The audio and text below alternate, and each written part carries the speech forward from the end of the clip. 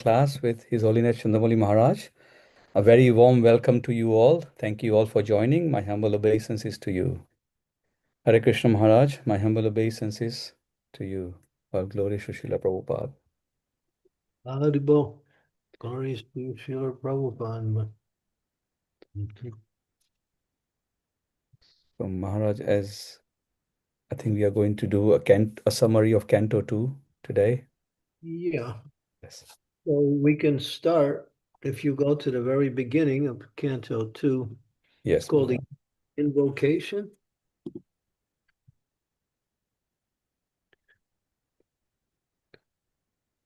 Before the chapter begins, there's an invocation. This is it here. Okay.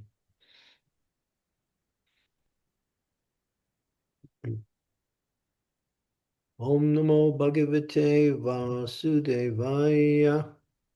Om Namo Bhagavate Vasudevaya. Om Namo Bhagavate Vasudevaya. Translation: O my Lord, the all-pervading personality of Godhead, I offer my respectful obeisances to you. Purport: Vasudeva means to Krishna, the son of Vasudeva, since that by chanting the name of Krishna, Vasudeva, one can achieve the good results of charity, austerity, and penance.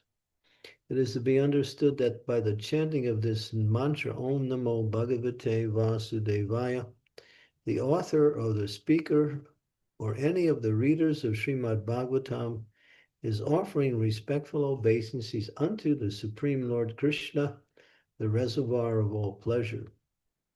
In the first canto of Srimad Bhagavatam, the principles of creation are described, and thus the first canto may be called creation. Similarly, in the second canto, the post-creation cosmic manifestation is described. The different planetary systems are described in the second canto as different parts of the universal body. For this reason, the second canto may be called the cosmic manifestation. There are 10 chapters in the second canto, and in these 10 chapters, the purpose of Srimad Bhagavatam and the different symptoms of this purpose are narrated. The first chapter describes the glories of chanting, and it hints at the process by which the neophyte devotee may perform meditation on the universal form of the Lord. In the first verse, Sukadeva Goswami replies to the questions of Maharaj Parikshit, who asked him about the duties of a point of death. Maharaj Parikshit was glad to receive Sukadeva Goswami, and he was proud of being the descendant of Arjuna, the intimate friend of Krishna. Personally, he was very meek and humble, but he expressed his gladness that Lord Krishna was very kind to his grandfathers, the sons of Pandu, especially his own grandfather, Arjuna. And because Lord Krishna was always pleased with Maharaj Parikshit's family, at the verge of Maharaj Parikshit's death, Sukadeva Goswami was sent to help him in the process of self-realization.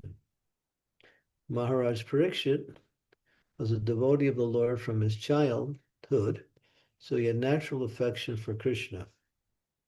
Sukadeva Goswami could understand his devotion, therefore he welcomed the questions about the king's duty, because the king hinted that worship of Lord Krishna is the ultimate function of every living entity. Sukadeva Goswami welcomed the suggestion and said, because you have raised questions about Krishna, your question is most glorious. The translation of the first verse then begins the narration.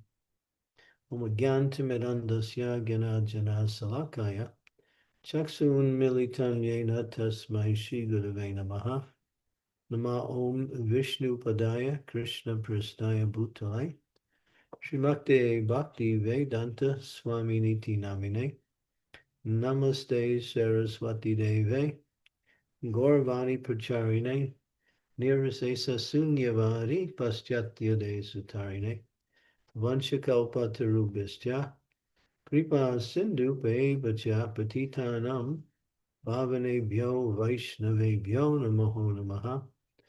Jai Shri Krishna Chaitanya Prabhu Nityananda Shri Advaita Gadadhar Srivasadi Gaur Bhaktivinoda Hare Krishna Krishna Krishna Hare Hare Hare Rama Rama Rama Hare Hare.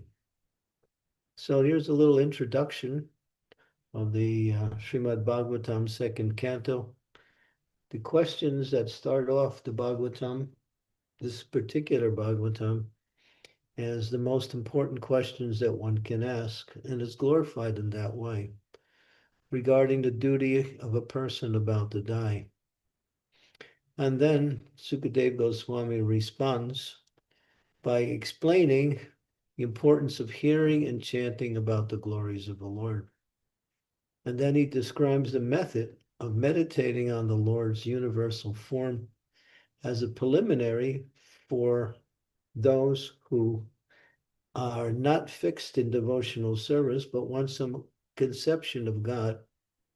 So that conception is understood in the form of a form that is imagined, and is called the universal form, which describes the transcendental body of the Lord, and the different parts of the universe correspond to that transcendental body.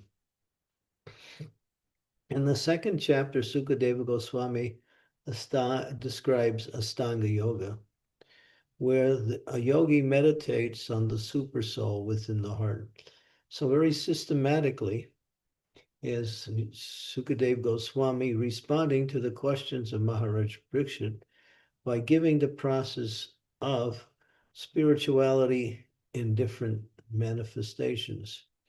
So first it's the universal form, then Astanga Yoga. And then as he continues, the third chapter talks about the worship of the demigods and how that worship is all about Krishna, where he is giving his position as the source of whatever the demigods can provide. And therefore one can worship Krishna even if one has material desires, no material desires, or desires kama sarva kama va moksha kama udaradi tivrena bhakti yogena yajeta purusham param. One is full of desires, without any desires, or desires service to the Lord, one can worship the Supreme Lord. So there's no exclusion for any type of people to worship the Lord. The fourth chapter, Maharaj Parikshit talks about the creation itself, how it manifests from Mahavishnu, as he inspires the creation by glancing over the creation, empowers Lord Brahma to take the responsibility of taking the ingredients of creation after it's been separated by the glance of the Lord, and formulate those ingredients into the 8,400,000 different species of life. And then from there, the creation unfolds in the next manifestation. And Sukadeva Goswami prays to the Supreme Lord for the empowerment to speak about the Lord's creation in the fourth chapter. In the fifth chapter, Sukadeva relates the story of Narada Muni and how Narada is asking Brahma the questions. Now, Narada's questions are geared that Lord Brahma is actually the supreme head. And then Brahma is answering the questions, but at one point he said, "It's not me. I did everything under the guidance of Krishna. He is the source of the creation, and he empowered me to do the work of creation on his behalf." So Narada apparently seems to not understand that Brahma is not the source of creation, but he's playing that role just to show the glory of Lord Brahma and how he so expertly manifested the creation by being empowered directly by the Supreme Lord. So that's the fifth chapter. The sixth chapter is the Purushottam prayers, glorifies the Supreme Lord by being simultaneously one with and different from the creation. Nothing is separate from the Lord. Everything rests upon him as pearls are strung on a thread. By meditating on back to the universal form in chapter 6, and by offering sacrifice with ingredients from the Lord's universal body, Brahma creates the universe at the beginning of each of his days. So the 6th chapter talks about creation, talks about yajna, there's prayers glorifying the Lord, and Brahma is the focus in this particular chapter again. Chapter 7, the Lord accepts various incarnations to maintain the universe. I think devotees like that chapter a lot. The different incarnations that manifested to deliver the conditioned souls, to encourage the devotees who are living in the material world. His pastimes provide narrations for his devotees to discuss about him when he is not personally present. So that whole chapter is about different incarnations of the Lord and their mission when they appear in the material world to deliver the conditioned souls and also to uplift those who are devotees to a higher state of Krishna consciousness. That's chapter 7.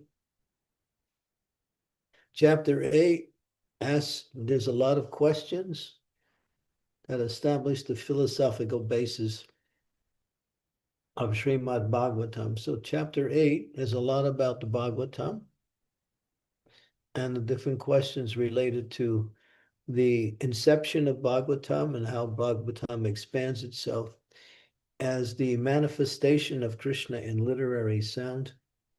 His 2 lotus feet are considered to be analogous to the 1st and 2nd canto of Srimad Bhagavatam.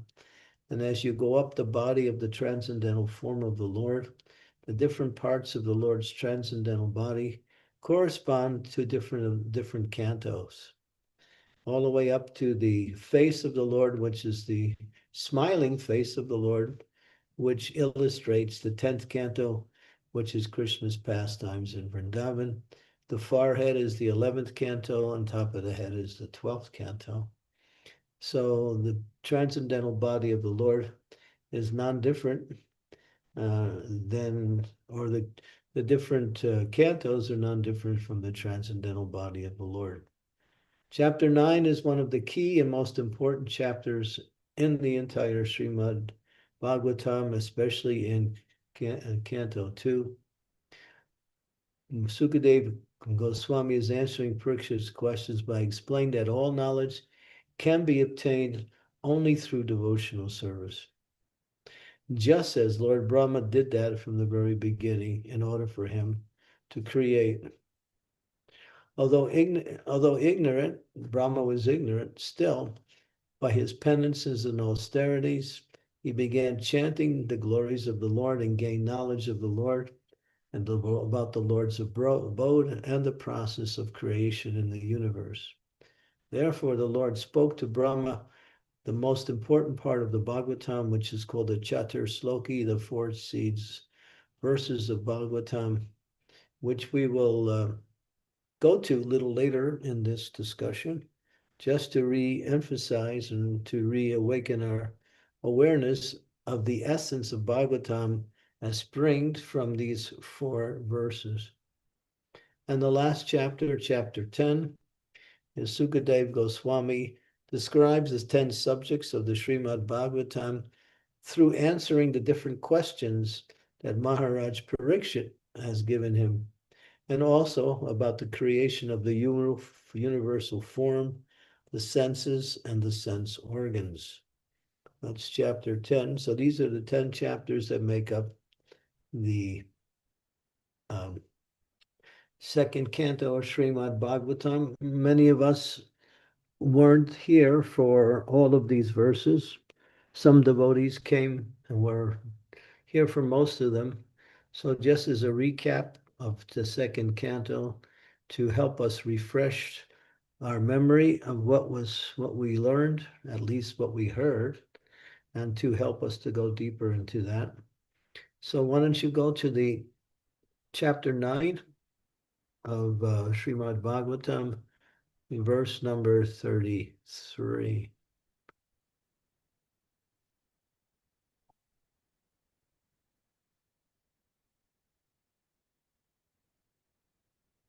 Haribol, can you hear me?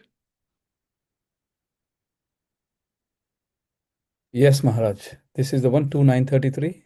No, not no, 129. 2933. This is 2933, Maharaj. Okay, 2933, not 129. Yes.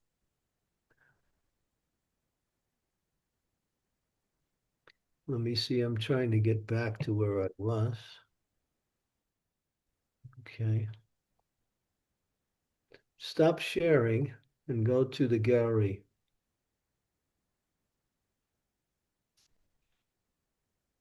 Okay. Now go to that verse 2933. Yes, Maharaj. 2933. Shall I share it again? Mm-hmm. Okay.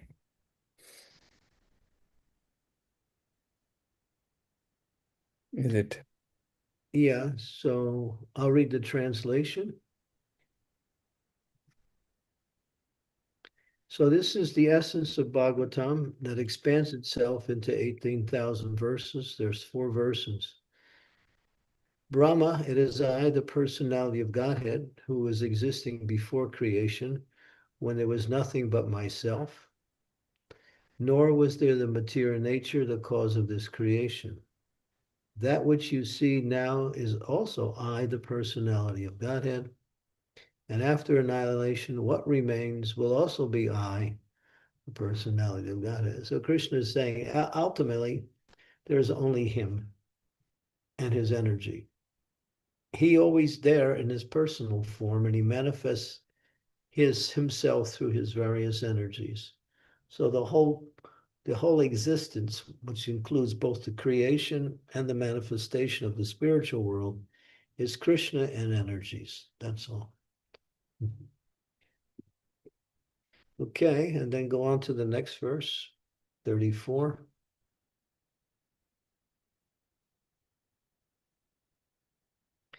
O Brahma, whatever appears to be any value, if it is out without relation to me, has no reality. Know it to be my illusionary energy, that reflection when it appears in darkness. So this material world is dark, and there are images that appear within this darkness. It's a reflection of the reality and not the reality. Therefore, it has no reality in itself. Therefore, it's without relationship to Krishna. Although he puts everything in place and it manifests itself. So this material universe is dark. It's just darkness. It has no light of its own. The light comes from the sun. Without the sun, there is no life. There is no reality. So he's talking about that part of his creation, which is called the material universe. It has no relationship to him because he simply puts it in place and he has nothing to do with it. And he calls that my illusionary energy, that reflection which appears to be in darkness. So sometimes you see a light appearing within the darkness. That light is a reflection of something coming from the outside and not coming from the darkness itself. So nothing comes from darkness, but what you see within darkness is a reflection of the reality. And that's the illusionary energy. Mm-hmm. Okay, go on to the next verse.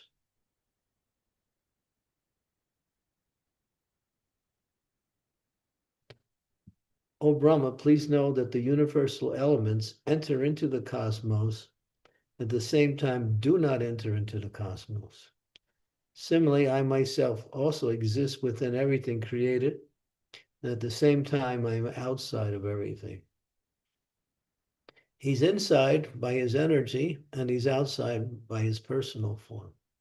If he wants to manifest his personal form, he can come within it. But as far as the universal elements, they come in and out by his energies, that's all. And he puts his energies in place and everything works according to his desire. Rasya Shakti Vidhaya Suyate Swabhaviki Jnanam Balakriya Cha. His energies are doing everything. He's outside everything in his personal form. And the last one, the fourth one. A person who is searching after the supreme absolute truth, the personality of Godhead, must certainly search it up to the search for it up to this in all circumstances, in all space and time, both directly and indirectly.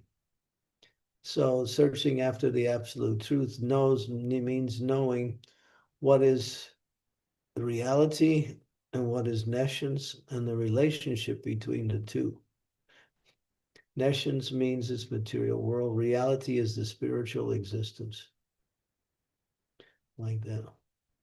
One should search it in different ways, such as one can do the search by karma yoga, jnana yoga, dhyana yoga, raja yoga, bhakti yoga. But only by bhakti can one come to the conclusion of all knowledge. So one can search it up in different levels, but only get partial understanding. But when they search it through bhakti, then everything is complete, and the complete knowledge is there through bhakti. What is that complete knowledge? That he is the source of everything, both material and spiritual. Everything comes from him. We are related to him because we also come from him. And our purpose in existence is simply to serve him, to reconnect with ourselves. We are in the illusion of darkness. What is that illusion? We think we're separate from the Lord. But we're not separate from the Lord. We can't be separate from the Lord. Nothing can be separate from the Lord. But if something is cut off from the existence, it appears to be separate, but it's not, because Krishna is always connected to his energies and his manifestations all at the same time. It's the covering potency of the illusionary energy that makes it seem like we are separate, but we are never separate. Okay, so we can open it up for discussion. I gave you a little synopsis of the different cantos and the different verses, of the different chapters, the different topics within the different chapters.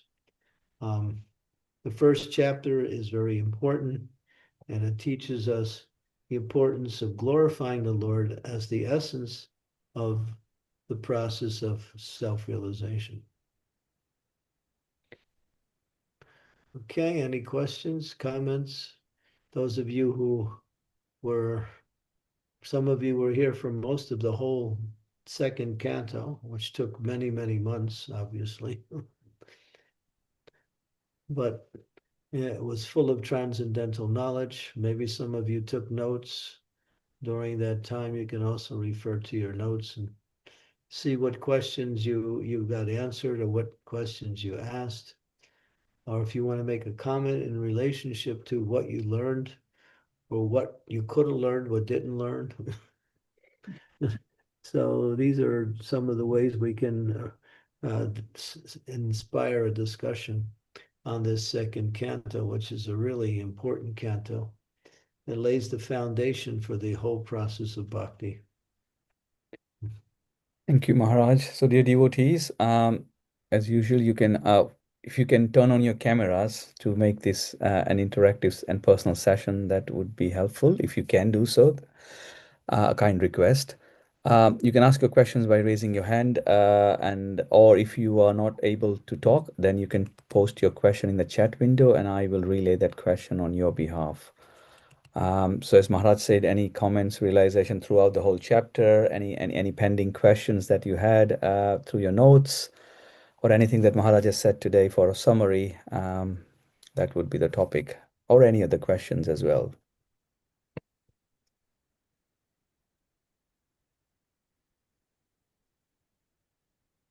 So, whilst Maharaj, the devotees think and contemplate, Maharaj, whenever the 10 topics of Bhagavatam are described, it's always from Canto 3 to Canto 12. So, what is the significance of Canto 2 in the whole sort of, because there's only, I mean, we've got 12 cantos, but then it's always described from Canto 2. So, what is the special significance of Canto 2 as such in the scheme of things? There's Sarga and Visarga. Sarga means creation, Visarga means subcreation. Second canto deals with Visarga, the subcreation, which is what Brahma created. Also, the creation is also mentioned in the first canto. Parts of that same knowledge is mentioned in the second. But second canto is mostly Visarga.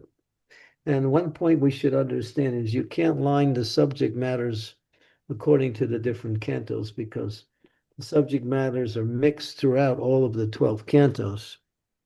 But there is, in certain cases, emphasis on one particular topic in one particular canto. So the second canto is Visarga, which is the subcreation.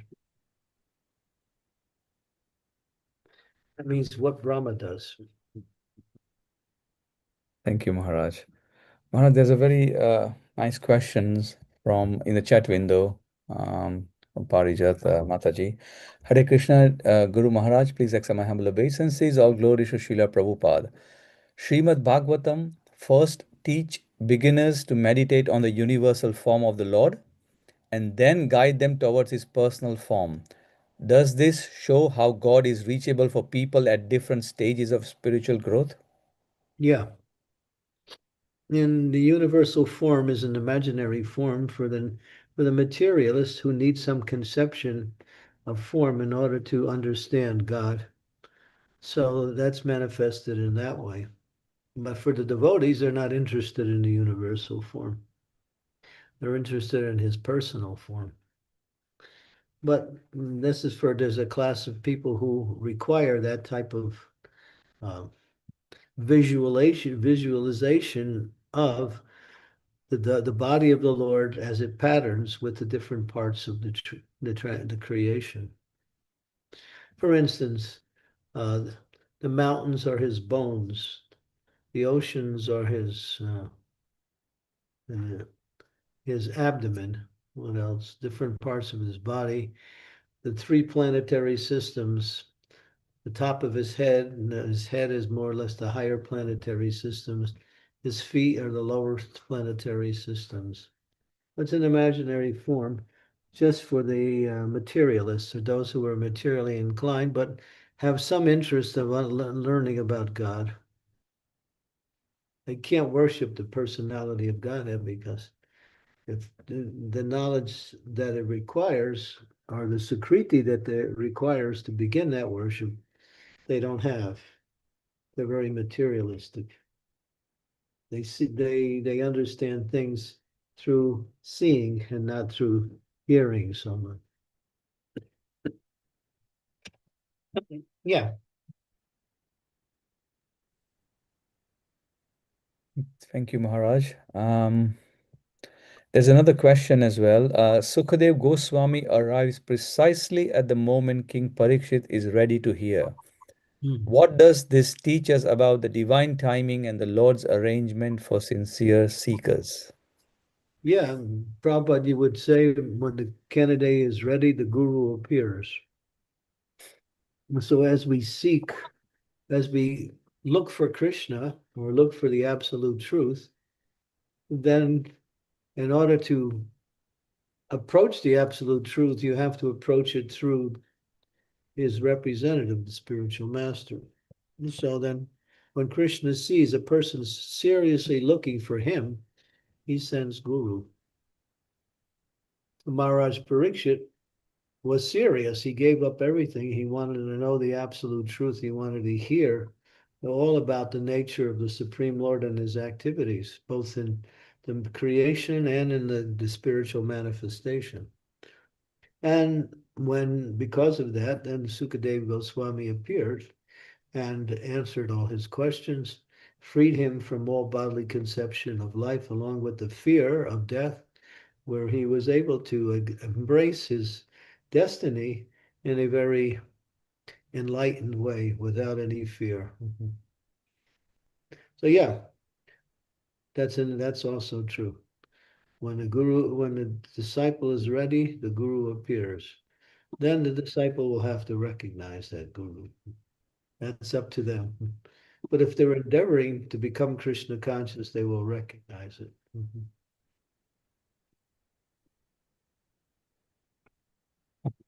Thank you, Maharaj. So a follow-up discussion on the chat is, can perfect timing be understood as the alignment of the jiva's desire with the Lord's purpose? If so, how do we cultivate such alignment? Can perfect timing? Yes. Can perfect timing be understood in relationship to? So the comment is, can the perfect timing be understood as the alignment of the jiva's desire with the Lord's purpose? And if Right. so, how do we cultivate such alignment? You can't. That alignment comes from the outside. And it works, just like we say that Prabhupada appeared in this world just at the right time, when people were ready to hear about Eastern philosophy. Before then, they weren't ready to hear, so Prabhupada was sent right at that time. It was a divine arrangement. So divine arrangements are there constantly. And devotees can also see that too in their own practice of Krishna consciousness.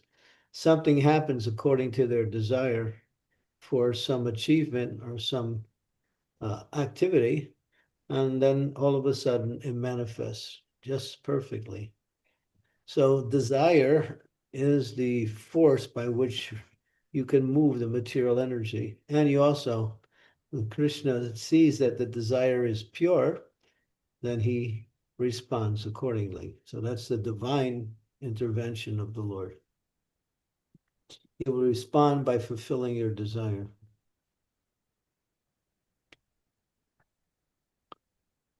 Yeah. Was that also coming from Parijata? Yes, Maharaj.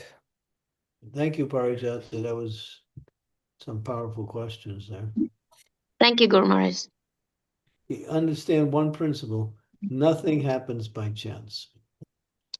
There are no coincidences. There's no coincidences, no chances, no maybes. Everything is orchestrated. And the divine conductor is the spiritual master who's orchestrating the symphony of the Lord. Yes, Guru Maharaj. Thank you. The thing is, make sure you buy your ticket and get a front row seat. Don't go to a rock and roll concert and come to the Grand Symphony.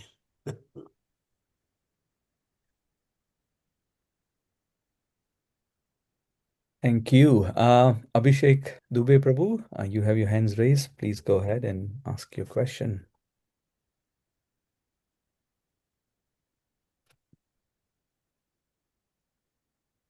Abhishek Prabhu, you are on mute if you're trying to talk.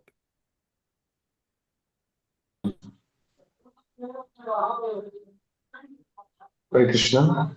Hare Krishna. I'm audible? Yes. Okay. Hare Krishna Maharaj, please accept my humble obeisances. All glories to Srila Prabhupada. Fix your computer, tip it down so we can't see you. Okay. Maharaj, actually, I was reading a book named Japa, and it is written about Asat Trishna, thirst for temporary. And in that, there are four things mentioned, four anarthas mentioned. And the last anartha, it says that last anartha appears when, while chanting the holy name, our desire to go back to Godhead is strongly motivated by the desire to escape sufferings. But as we see that when we start doing our devotional service, there was things of desire that we want to go to back to Godhead and we want to eliminate the sufferings of this material world. So I not understood this part much. If you Yeah, can and tell. that's not the purpose of life, is to escape suffering. Purpose of life is to experience your relationship with the Supreme Lord, which is beyond all sufferings. And so if that's the motivation for chanting, it's still it's a material motivation, not pure. Uh, But it can bring one to the process of chanting, it can bring one to the process of devotional service. But then when one begins to serve, then one starts to learn what is the actual purpose of Krishna consciousness, is to develop love for the Supreme Lord, not to escape suffering. Mm-hmm. And so escaping Maharaj, this suffering is a byproduct of developing our relationship with the Lord. So you don't have to focus on that as the goal of your Krishna consciousness. Devotees don't worry about suffering. They worry about they focus on their developing their relationship with Krishna through bhakti.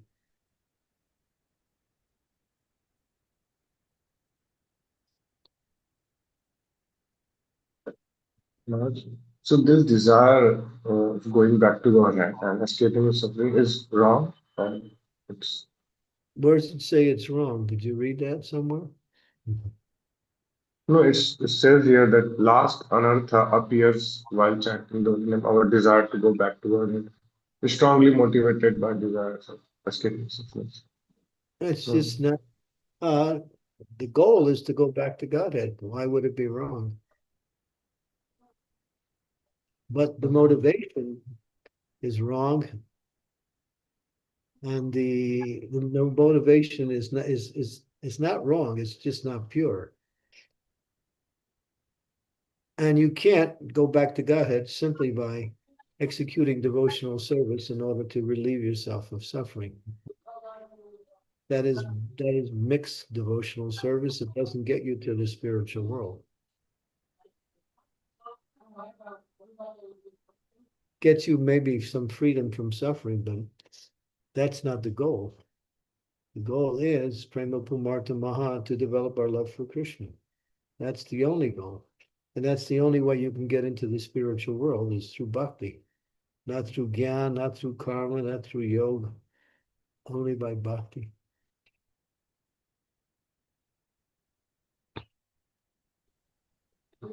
thank you.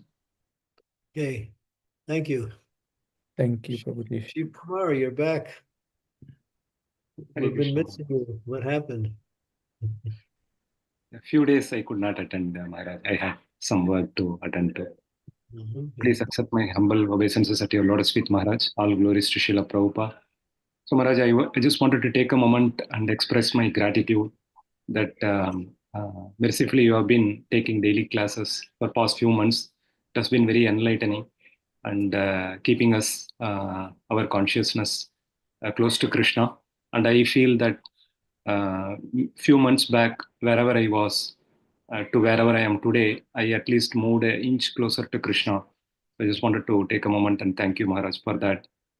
Specifically, in second canto, I think the Chatushloki you took some time, very patiently, Maharaj, 1.5 weeks to 2 weeks, even amidst your busy schedule in Yatra and all that. So we took about 2 weeks to kind of just go through those 4 slokas. And I started reading those 4 slokas with the purpose. I made a lot of notes and I could realize the importance of devotion service, Maharaj. So that's been one of the enlightening learning, and what I should be focusing in the coming days, weeks, is something that I wanted to kind of share, Maharaj. Thank you so much for that.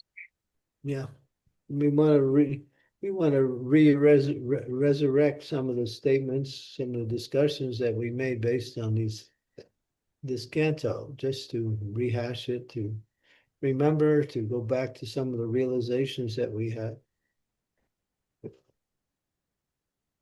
Yes, Maharaj. So in the Chatushloki, one thing that struck me hard is anything that is connected to Krishna is what is real. And anything that is disconnected from Krishna is what is material. Anything that is connected to Krishna is what is spiritual. So that's one of the points. So in that sense, we need to align our life, align our activities, align our thinking in terms of how I can live, aligning my activities, my goal towards serving Krishna, serving devotees. So that's one takeaway. Well, bhakti means to make the connection.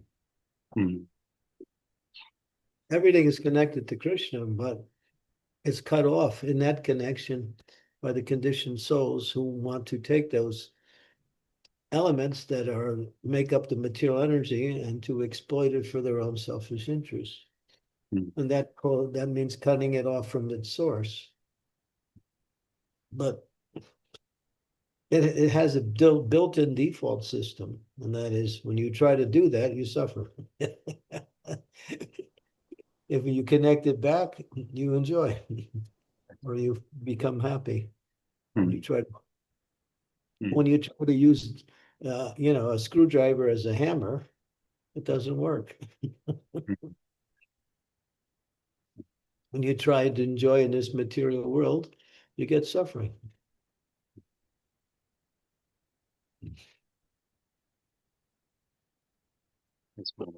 You may get a little bit of so-called enjoyment, but that so-called enjoyment is not really enjoyment. It's just a temporary relief from some other form of suffering. But you're creating more suffering by trying to enjoy in this material world. Because everything is connected in a dualistic way. Wherever there's happiness, there's distress. Wherever there's heat, there's cold. Everything has opposites. So any so-called pleasure you get in the material world, you get a concomitant form of suffering. It's like people who engage in sex life, they suffer the most. And the sex life is considered to be the greatest happiness in the material world, the greatest enjoyment. And people go for that kind of pleasure. But then so many problems come up because of that. We can list a whole the problems like that. It's like wealth. Wealth is considered to be things that people chase after. But in the 11th canto, it describes that these 15 anomalies that come by way of wealth.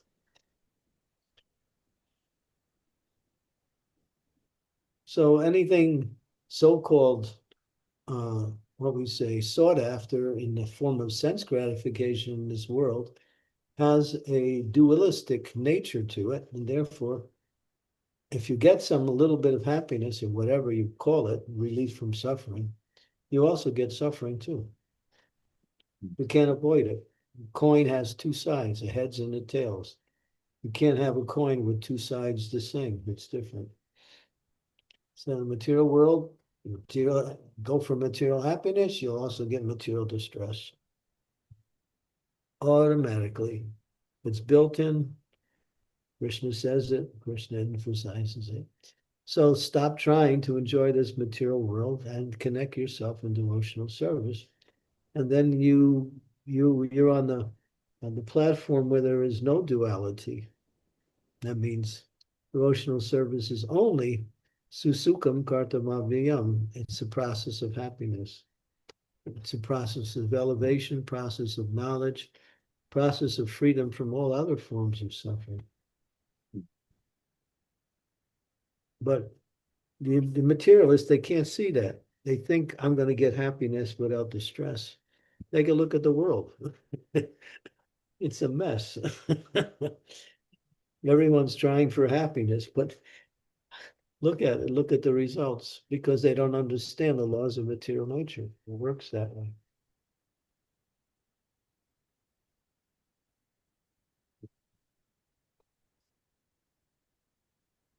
Stop trying to enjoy this world and try to serve. And if you start serving, then you'll actually understand where you can find real satisfaction, permanence, and happiness. Thank you so much. Thank you, Prabhuji. Maharaj, there's a There's a very good realization which is posted by Anjali Kumari Mataji. I'm going to request if she can say it. If not, I can still relay that. So Mataji, are you in a position to do that? Yes. Thank you, Hare Mataji. Krishna Guru Maharaj, please accept my humble obeisances. All glories to Srila Prabhupada, all glories to you. Guru Maharaj, I was very fortunate that you accepted me exactly at the moment when these Chatur Shloki was going on. And I tried to jot down some of my realization. I would really like to read it. Should I, Guru Maharaj? Ask Dinanath, he'll give you the answer. Yes, Mataji, please go ahead. No, we're good. In case it doesn't come out good. Okay, fire away. Yes. Sorry. Dinanath, Yesterday during taking all the responsibility for whatever you say. Forgive me, Guru Maharaj, if there is any fault, and please correct me there. Yesterday, during our Srimad Bhagavatam class with Guru Maharaj, I experienced one of those moments that leaves the heart both humbled and overjoyed. We were reading 2:9:34 to 35, and suddenly a question that has often troubled me found its answer in the most beautiful way. I had always wondered when faced with choices in life, how do I know which path truly takes me closer to Krishna? After all, our senses are imperfect, and what seems good or bad is not always so clear. Then came the explanation of Krishna's two energies, Mahamaya and Yogmaya. The distinction is at once simple yet astonishingly deep. Mahamaya is Krishna's external energy. Whenever an action is motivated by the desire for result, sense gratification, or even the subtle satisfaction of the mind, it belongs here. No matter how noble it appears, it remains in the realm of illusion, like a reflection in darkness.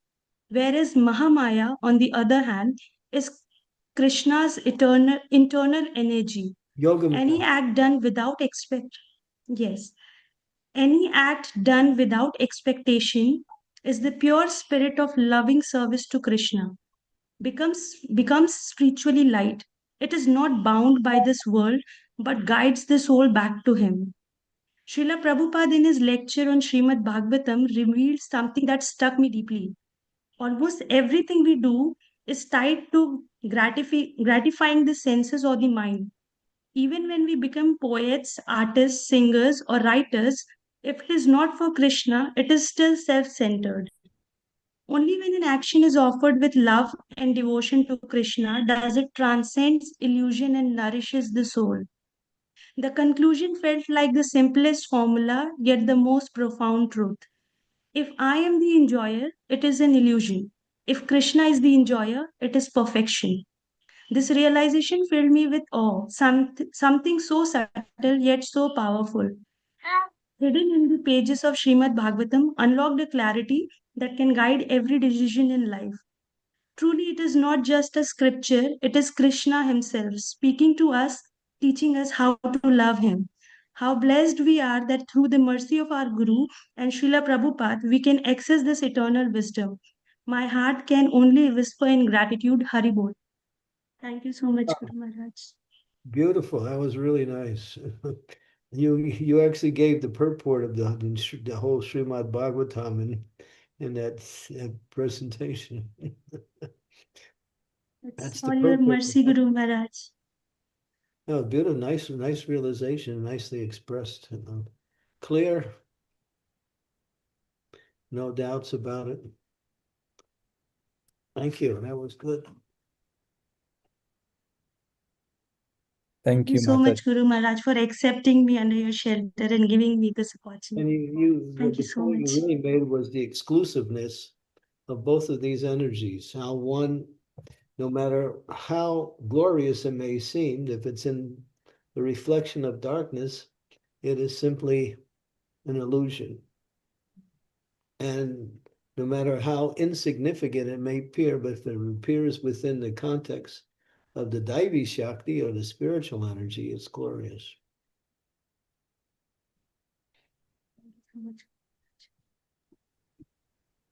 Thank you, Mataji, for relaying this. I really appreciate that. Thank you, Prabhuji, for having little trust in allowing me to speak. Thank you so much. Maharaj, there's a question from Kajal Mataji on the chat. Hare Krishna Guru Maharaj, please accept my humble obeisances. In Srimad Bhagavatam 126, it is said that the highest dharma is that which awakens uninterrupted and unmotivated devotion to the Lord. I want to ask, what realization helps a devotee make this steadiness natural and not forced, as having a steady consciousness is the biggest challenge? One cannot perform uninterrupted devotional service unless one is free from the anarthas. It's not possible. So one has to work themselves through the different stages of bhakti and get free from the anarthas, at least 75% of the anarthas. Only then can one reach the stage of nishta, one is fixed. And even on nishta, one can also be unsteady, but still fixed in the Krishna consciousness. So you can't just jump into unmotivated devotional service unless you actually are freed from all of the material desires. Otherwise, material desires will appear, and that will break your uninterruption. It'll become interrupted.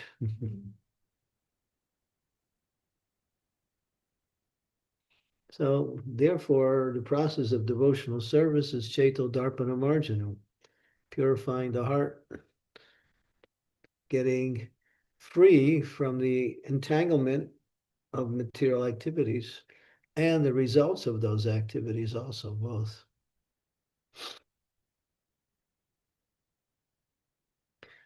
So yeah, it's that verse is, yeah, it is, that's on the platform of spontaneous devotional service.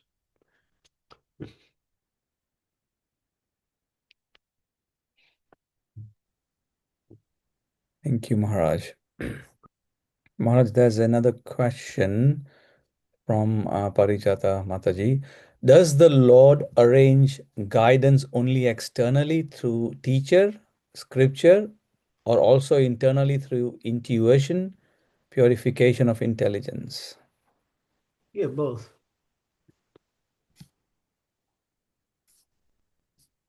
For those who are more,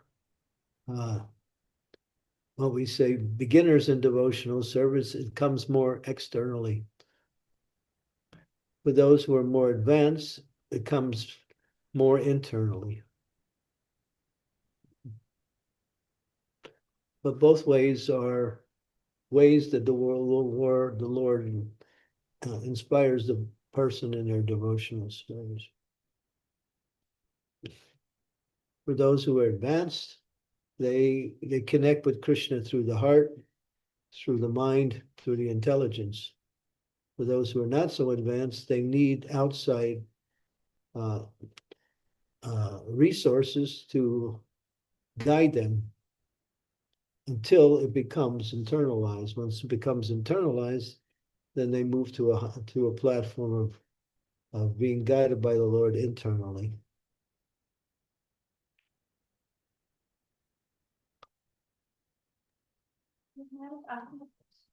Thank you, Maharaj. We got a question from Sri Devi. She's sitting in the same room that I am. Okay. So Sri Devi wants to go ahead, ask your question. Yeah, all glories to Srila Prabhupada.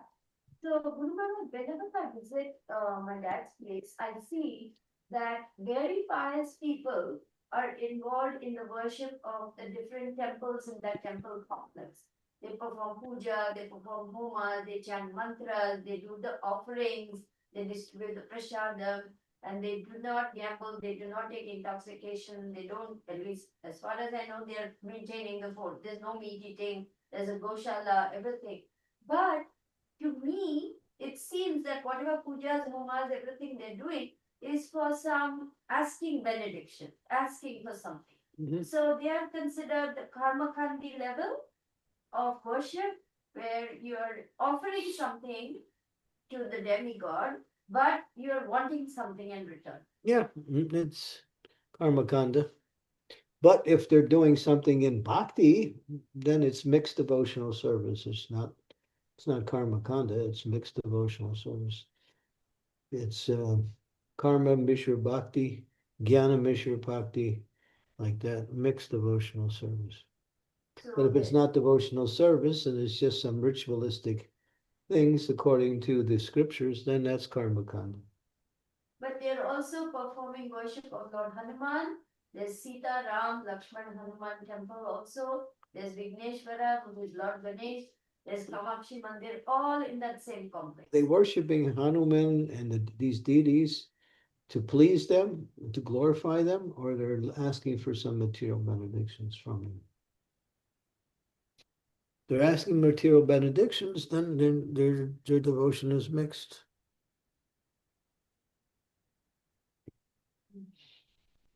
So such karma kandis, after many, many lifetimes of such pious activities, by the mercy of a pure devotee, will they come to bhakti yoga?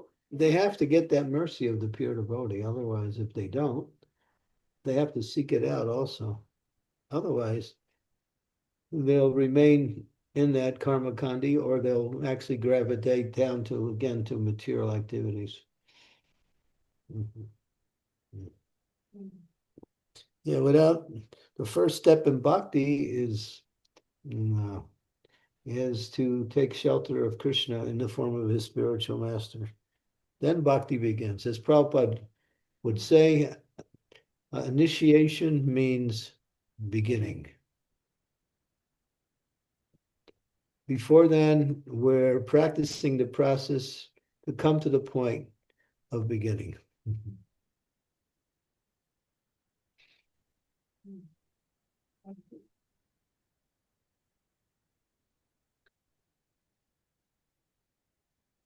Okay. Thank you. There are two more questions, Maharaj. One which I was earlier asked, if you don't mind if I can relay that. Sure. Hare Krishna Guru Maharaj. So this is a question from Divya Mataji, Kalra Mataji. Hare Krishna Guru Maharaj, please accept my humble obeisances. All glory to Srila Prabhupada. Guru Maharaj, sometimes we are driven by the superficial desires that are active and loud at the surface level of our consciousness. How can I make my surface desires silent so that my deeper desires can manifest? Turn up your spiritual volume.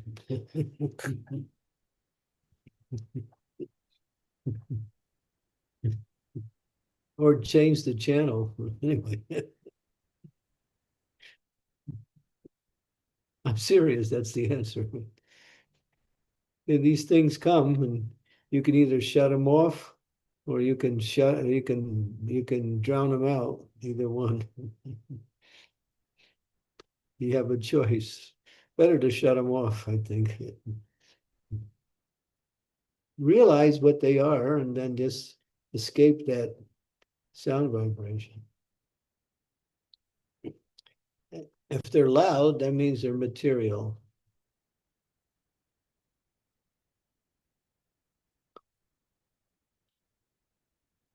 So, yeah. Sometimes because we have such attachments, what will happen? Let me give you a little example. You're trying to practice devotional service, so you have some material attachments. So you stop trying to fulfill those material attachments. So what is the initial reaction? Then that voice that is being shut off becomes loud. The example is given, a tiger is in the zoo. So, or a lion is in the zoo. So if you don't feed the lion the first day, he becomes very restless. If you don't feed him the second day, he starts to growl loud. But if you continue not to feed him, after a while he becomes a pussycat. And he just lays down because he can't do anything. So after you just shut down these loud voices, and they'll decrease in volume after some time. Initially, they may be strong because the attachment is still there. And replace it with devotional activities, and that allows you to get the strength you need to move away from these, how we say, desires that keep calling us for satisfaction.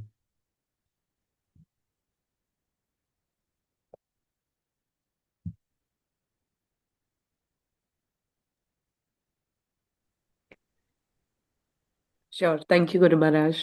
Thank you. Thank you, Mataji. Hare Krishna. Maharaj, there's one question in the chat from Revati Mataji. Hare Krishna, Guru Maharaj, please accept my humble obeisances of Rosh Srila Prabhupada. Thank you, Guru Maharaj, for the wonderful sessions on the second canto, which I can continue meditating on to relieve from this bodily concept of life, helping us understand we are not the doer and we are dependent on the Lord. All the mercy is from Him. Brahmaji is very powerful, but very humble, a sign of intelligence that he is very humble and all mercy is from the Lord, helping us understand the real purpose of life is not to please your senses, but to please Guru and Krishna. Real happiness is to establish loving relationships with everyone, keeping Krishna in the center. Thank you for bringing us closer to Krishna. I am grateful to you, Guru Maharaj. We're all grateful to Srila Prabhupada by his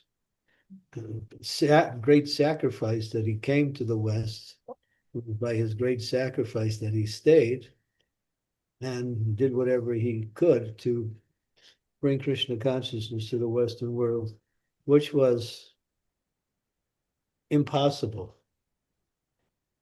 And what he had to undergo was no one would be able to do it. I was just reading about synopsis of Prabhupada coming to the West just today. What he had to undergo was, so his sacrifice was not so much giving transcendental knowledge, that was part of it. Sacrifice was that the obstacles that he kept running into, which were constant, he just depended on Krishna and used his intelligence and kept his focus on the goal. He didn't deviate from the goal. That's the point. He didn't let the obstacles and difficulties deviate him from the goal. Kept his focus on the goal. And he worked with the obstacles, sometimes overcoming them and sometimes going around them and fulfilling the desire that he wanted in another way. Prabhupada was very, what we say, what's the word? Eclectic. He would see a situation, if it didn't work one way, he'll make it work in another way. That was Prabhupada. He was never discouraged by obstacles, although apparently he showed some discouragement at the very beginning when things didn't move at all for a long time. But that was just something he worked through.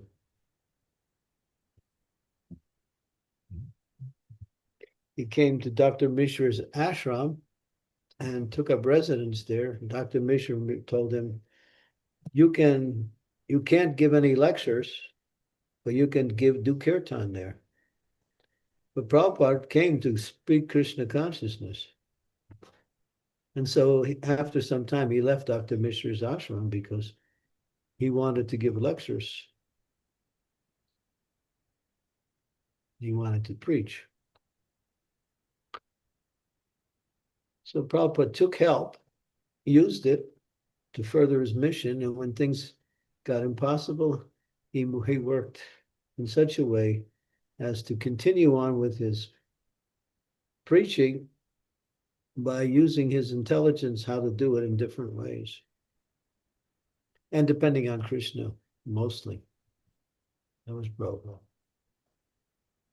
So what we're giving is just a small drop of what Srila Prabhupada is giving the world, actually. We're trying to take a little bit of that mercy that we have received and sharing it with others. That's our service.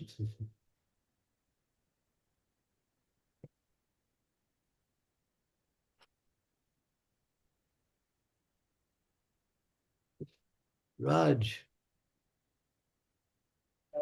Hare Krishna Guru Maharaj, please accept my humble obeisances. Maharaj, I have a realization to share. You said nothing happens by chance or by coincidence. So last year, when in December your retreat was there in GEV, exactly at that time I got an internship at GEV. So I could attend your kirtan there. Some devotee asked me that you want to come to Mahavan, there is this kirtan going on. And this year your retreat was in Ujjain, which is my hometown. And devotees, Ek Chakra Mataji and other devotees took me to GEV also, that you also come to GEV. So I see this is not all coincidence or by chance, it is your mercy. So I look for your blessings and I look for your shelter so that in your guidance I can practice devotional life and do something meaningful in this mission. Hare Krishna Maharaj. Haribo, that's what we're being asked to do. Take this mercy, become benefited, and then benefit others. That's the legacy.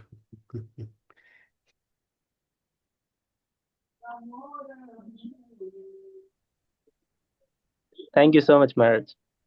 Thank you. Thank you, Prabhuji. Okay. We have any more questions on the chat there? Oh, we got a question from Srimati. There's no questions on the chat now, but yeah, Srimati Mataji, please go ahead. Hare Krishna, dear Guru Maharaj, please accept my humble obeisances. All glories to Srila Prabhupada. I don't have any realizations, but I just want to say thank you. We have been through this second canto, and it was wonderful. And so many devotees mention or share their realizations, especially in the Chatushloki, Bhagavatam, and all. And I want to read it again and again because it's like very tough subject for me to understand. I was thinking, and with your blessings, I want to propose to the God family that can we have a reading calls based on the time zones so that we all can come together and read again and share our realizations. So I just want to propose this to all the God family before you, Guru Maharaj. If you a reading group. reading groups, reading groups based on their time zones. Like India devotees can have their own time, and US and UK like that. So Sukava already agrees with you. She says, yeah. Yeah, but we need devotees who can take this initiative forward and take up this responsibility. Well, I think since you proposed it, you should get it started. Yes, Guru. Because if you drop it out to somebody else, it may not happen.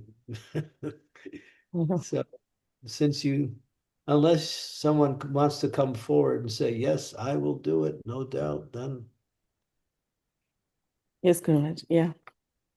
Yeah, take a little inventory, speak to some devotees, and then get a little thing started, even if it's only a few people, and then you can build it from there. This is wonderful. This is Bodhyantas Parasparam Katyantas Chimam Nityam Tushyanti Cha Tramanti Cha. Because it's my difficulty, like whenever I read alone, I get lost. I don't get any realizations. But when I read with a group, my mind will be active, and I can indulge more in this Shastra or the purports of Srila Prabhupada. Yeah.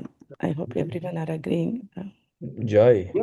Yeah, we feel the same way. And reading groups are actually something that has been suggested and been practiced ever since we started Krishna consciousness. Reading groups is good. We used to have a Chaitanya Charitamrita call before COVID, but I think at the time of COVID, I think, yeah. So, but after that, we stopped it due to some reasons. But If you want to canvas right now, see who's ready to jump in, you can do it. yeah, sure, Maharaj. Yeah, I'll put the message in the group so that they can choose as per the time zones, because everyone cannot be in the same time at the they can. So Yeah, as long as it doesn't conflict with this time. yes, Gurumaj, yeah. Never, Gurumaj. We don't want to miss your class. Definitely. Thank you, Gurumaj. Thank you so much. Most of you are earlier. Yes, Gurumaj. So Yeah. you can always find time, I think. Thank you, Mataji. Parijat, Mataji, you have a question? Thank you, Guru Maharaj. I think it's a wonderful idea, and it will help open the perspective and broaden and strengthen the philosophical muscle. And I think it's a very good idea, and I will be able to help, and I'll be really glad to help Srimati Mataji on this. So I also have a question, Maharaj. Like we have read that Brahmaji performs tapasya before. Go ahead. Okay. So Brahmaji performs tapasya, before receiving revelations from Lord Krishna. So what tapasya can we perform today that opens our hearts to Krishna's guidance? I mean, like chanting and reading, are they okay? Are they enough? And also we have 4 regulative principles which we follow. But other than this, what do you suggest? What sort of tapasya? Well, we can make a vrata or make a goal that my chanting is about perfecting my chanting, not just finishing my rounds. I want to perfect my chanting where I can reach the stage of at least namabas. I can give you some suggestions. Yes, Mars. One suggestion would be don't take breakfast until you chant 16 rounds. Okay. But yes, that's tapasya, yes. Yeah. And if you don't, if it goes on late in the morning, just if you miss breakfast that day, you're not going to die. Yes. Good one. Thank you, Guru Maharaj. Yeah, I did it today. I had 12 rounds done. It was breakfast time. I said, find me a place to hide out. And they found me a perfect place, and I finished my japa. So yeah, make that, don't take breakfast until you can chant 16 rounds. Yes. Okay, Maharaj. Done. Thank you. Yeah, that's another. That will. It's not simply an austerity. It'll actually give you a greater vision in the execution of your Krishna consciousness. Early rounds are the foundation by which you build the whole quality of your day upon. That's a fact. So it's not just an austerity, it's actually a way to expand your Krishna consciousness.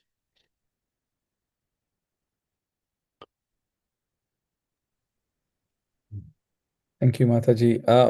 Vraj Mandal Prabhu, you have something to say. Please go ahead. Hare Krishna Guru Maharaj. Please accept my humble obeisances. All glories to Srila Prabhupada, and all glories to all the Vaishnavas present here and around the world. Hare Krishna. I just wanted to add quickly to this point that Mataji was speaking about, tapasya. I just want to quickly share this because it came into my mind. Once my sister asked my father, and my father was going through a lot of trouble with different family members, and as you do. As ISKCON devotees, for some reason, have issues with extended family members because they're not Krishna conscious. So he was going through a tremendous problem. I remember it very clearly. And my sister was staying over, and she woke up at about 5, and my father had just completing his rounds. And she said to him, "Pitaji, how are you just okay? How are you all right? I just don't understand." And he said the word tapasya to her. And she said, "What does that like? Explain it." So he said, "Don't get me wrong, I would love to sleep in. Of course I would. But I have to get up. I have to complete my rounds before breakfast. I have to complete my sadhana before the day starts. And by doing so, I am actually calm and okay with anything that is thrown at me. It doesn't matter." Yeah. When you're energized by the chanting of the holy name, then that broadens your vision, gives you a peace of mind, and lets you accept challenges as opportunities rather than difficulties. Early rounds are quite miraculous. I have one example. There's a person in the UK. He had 2 sons. Both of them were kirtaniers. They were famous for their kirtan. So the father was a devotee also. And so the father had a tendency to get angry quickly, and the sons would get a little disturbed. Father's getting angry. So they told him, hey, Pop, stop getting angry, and if you can't do it, we got a formula for you. So the father was a little open, so they said, chant all your rounds before breakfast every day and do it. And after about a month or so, as is described by one of the boys that I heard from, he said the father's anger was gone, completely gone. So that's just an example, a small example, but it's an example. When I finish my 16 rounds early, I feel like, hey, the day is the best. When my rounds carry on throughout the day, then I think, well, I can't really focus on my service because I have to split up my service and find time to chant. And when you try to find chant time during the day, something always comes up while you're trying to chant. Because the day means activities. And people are active, and then sometimes the phone rings, or even if you shut it off, people come to the door or something. There's always some disturbances. Even if there's no disturbances, still, you find it hard to focus on your activities because you keep breaking it up with chanting. You can chant during the day if you want to, but call that extra rounds. That will be something voluntary. But when it comes to our prescribed rounds, as Prabhupada said, what did he say? He said, you should know that if you haven't finished your 16 rounds, you can be victimized by Maya at any moment.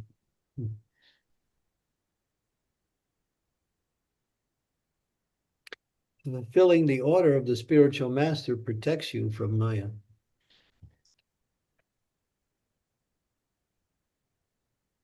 Thank you, Guru Maharaj. Just like to add as well, I reached out to you recently on an email, and I was away in Mauritius, but ever since I've been back, which is a few months now, I just wake up at about 4:30, and I just finish my rounds, or I get very close to it because I got kids, and they get up at very early. But I'm really maintaining that, Guru Maharaj, and I know it's an instruction you've given a long time ago to all of us, and I'm just trying my best to maintain that. And I agree. Once, like today, I've done my rounds. It was like 6 a.m. I was almost done, and it's just a very happy day. I just feel very fulfilled. I can see that. I can see you really evolved since you've been doing that. Thank you, Guru Maharaj. Appreciate it very much. One cautionary statement is don't try to rush through your rounds because you want to get them done early. That will minimize the benefit of chanting and also be somewhat offensive. Still chant nicely, carefully, with attention and as much devotion as you can develop.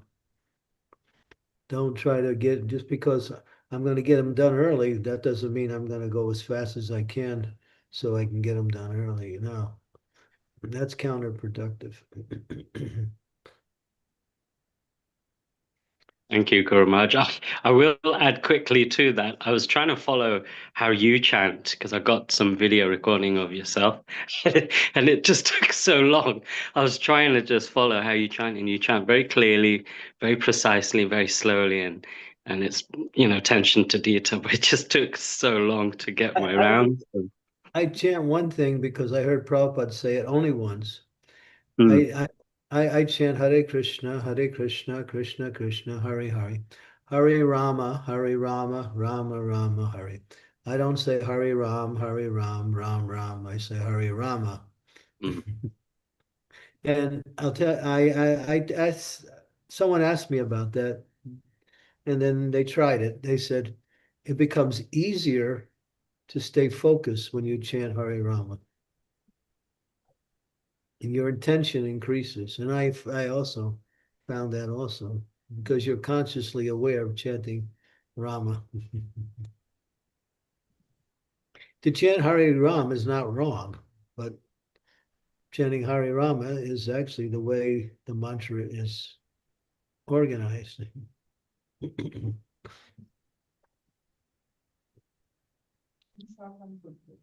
Thank you, Gurudev. Thank you, Prabhuji, for sharing your realization. Thank you. Okay, looks like we have exhausted all the questions. Yes, Maharaj. We have two ladies here that are sitting with me. One is asking for a question. And so it's Shakshi, she wants to ask a question. So, Haribol.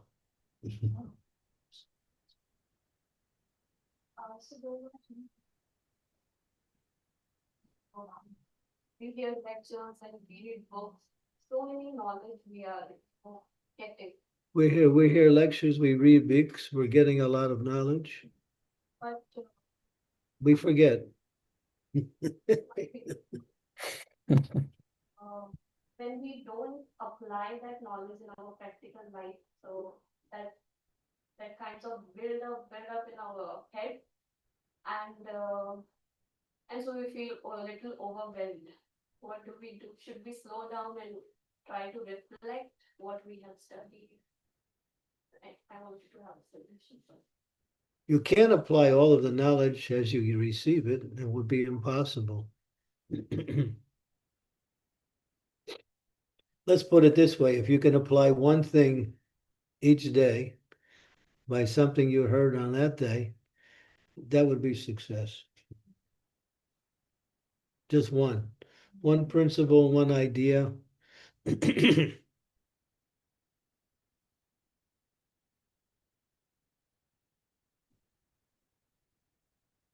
then you'll be successful. Don't try to, you read so much, you hear so much, and you get all of this knowledge, and then you're trying to put it all into practice all at once. You will get overwhelmed. Try to do at least one thing each day.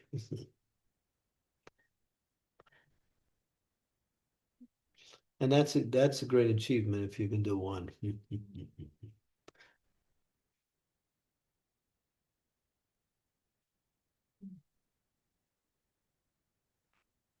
Principle one every day, like putting a different principle, applying it every day or for a week. Whatever works better, whether it takes you a week or 2 days or 5 days, just practice. Like sometimes you want to learn a bhajan, different words.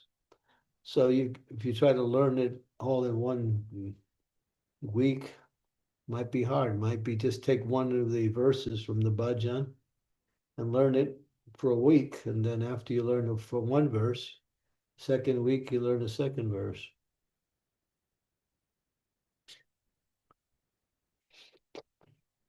Or learning verses, learning bhajans, just memorizing. It's good to write down realizations as you get them. That way you can refer back to them, and then you can say, oh, yes. Anjali does that. She writes things down. I saw her writing today too also. That's a good practice.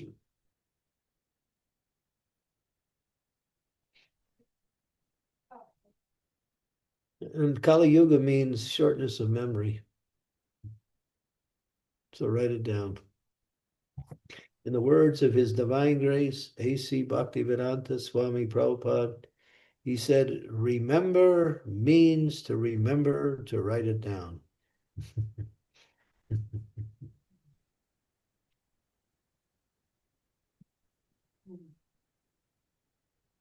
I have I have 2 papers full of notes on my desk of things that I want to do and haven't get to them yet. I keep, what is it called? A list of things to do. I have my long range list here, and I have my less than long range list here, and then I have my today's list here. That way I don't forget, because you get sometimes you get some ideas and you want to, and then you forget it. You write it down. Sometimes you hear something very philosophical, it really hits you. Write it down.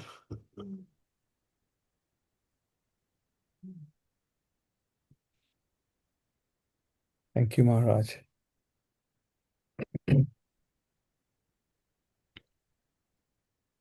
Long range list says,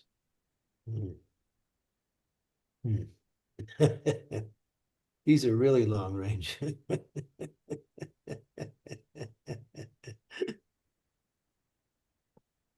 Certain things that I want to do, I haven't got to them yet. That's all.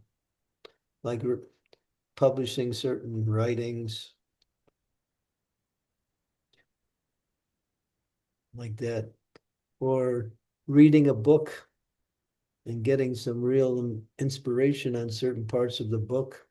Take that part and put it down into a separate piece of paper. Go back over it. It's a nice exercise.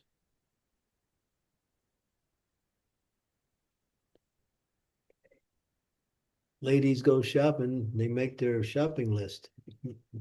Sometimes they don't make it the same day. After a few days of writing down, they got a shopping list.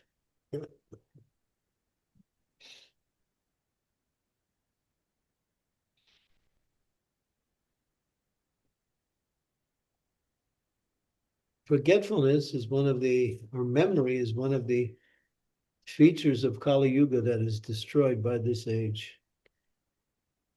Our memories are not so sharp. We forget easily.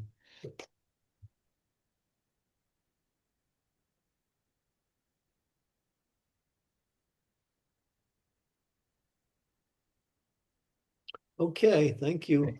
Thank you, Maharaj. Tomorrow we'll go on to Chaitanya Charitamrita class, and then Wednesday I'll start a series of classes for a few days before we begin the 3rd canto of Bhagavatam. So I have a few other classes starting on Wednesday, Thursday. Thursday is with Charlotte. On Friday, we can also do another class. So tomorrow is CC, 7th chapter of Chaitanya Charitamrita Adi Leela. Thank you, Maharaj. Hari Hari. So we can conclude the class with your permission, Maharaj. Vancha kalpatarubhyascha kripa sindhubhya eva cha patitanam pavanebhyo vaishnavebhyo namo namaha samaveta bhakta vrind ki jai. Granthrash Bhagavatam ki jai. Srila Prabhupada ki jai.